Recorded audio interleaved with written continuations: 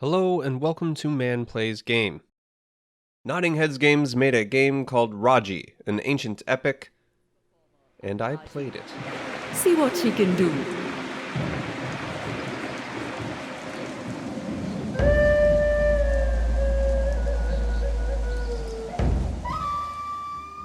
Raji is an action platformer in the style of God of War and Prince of Persia. Using Hindu mythology as a backdrop, the story revolves around the orphan siblings Raji and Golu.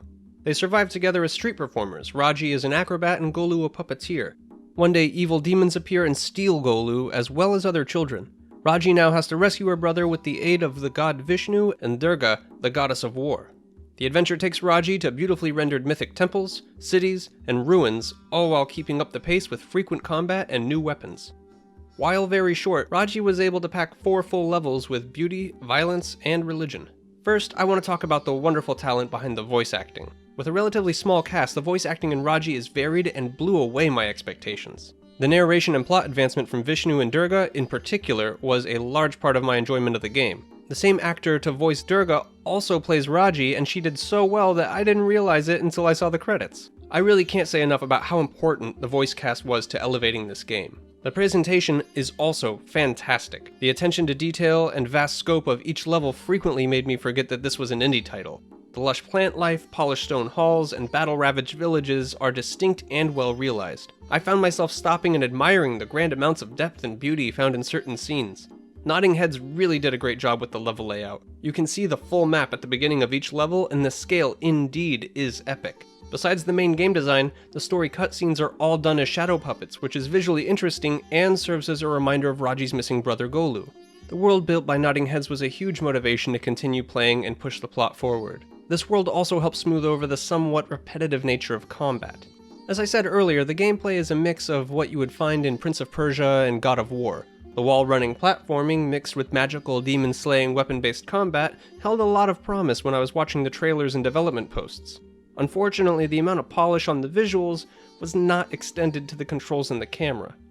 Many times the fixed camera angles and clunky controls led to frustrating pitfalls and missteps. I also wish there was more room to explore the levels. Raji plays pretty much on rails, so the rhythm of the game is platform from one combat to the other with little to no variation. The combat fared well for the most part.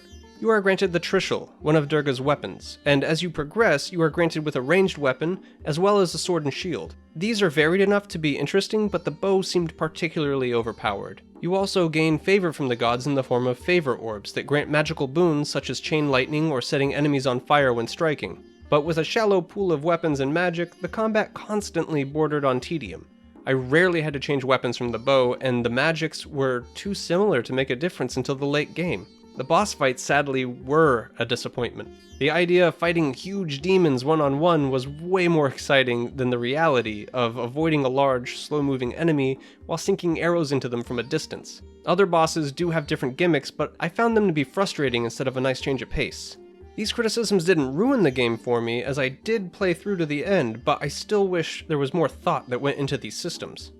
There were some issues with certain story beats, primarily in the ending. I don't want to go into spoilers, so I will say that it ends on a cliffhanger, and it personally didn't work for me.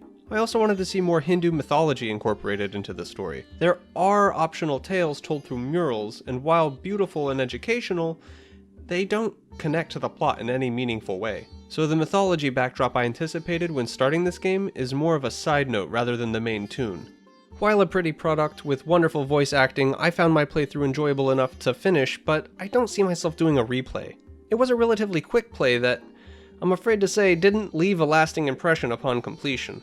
I'm going to give Raji a 3 out of 5, meaning if you liked the action platforming style of God of War and Prince of Persia, you will probably enjoy a playthrough, but I would wait for a sale. For anyone else looking for a new indie title to sink your teeth into, perhaps look elsewhere. Did you play Raji? Tell me how you feel in the comments. Thanks for watching, and take care.